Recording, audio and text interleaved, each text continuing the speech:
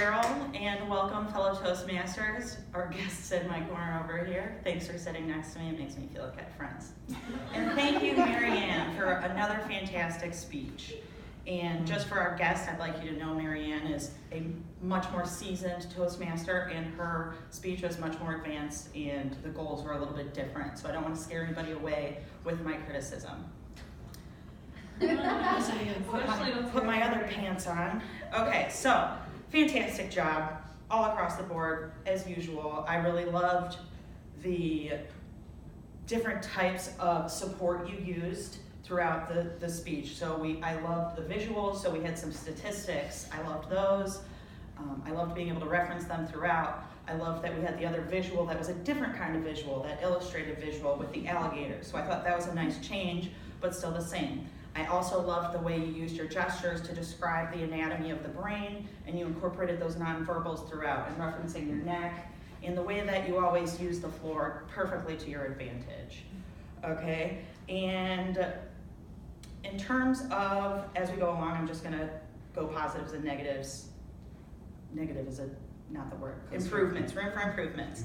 So in terms of the statistics and the factual information, I noticed that you cited some of your sources and where you got your information from, but not all of it. And I did appreciate the handout, but then again, I was curious about the anatomy things. You know, where did that come from? And not to say that that's not one of your requirements, but if we're gonna do it for one, I'd like to have heard it for all of it. I think that in terms of the purpose of the speech, I understood from the beginning that it was about our nonverbal communication, and I think that got lost a little bit somewhere along the way. And I'm wondering if maybe you tried to do a little bit too much with your research in the amount of time, and that just got lost a little bit. So one thing I mentioned on here is improving the hierarchy of the information, because I do think that it was all really quality information, and it did all tie together really nicely, but with the level of importance and where we're going. At one point, I was confused whether the speaker was the alligator or the audience was the alligator, or if we were all alligators, and which way I was supposed to go with that. Right, so that analogy I really loved, but it got lost a little bit. And I'm not sure if it was trying to do that in addition to the other research articles was like a little bit too much for my brain to wrap around.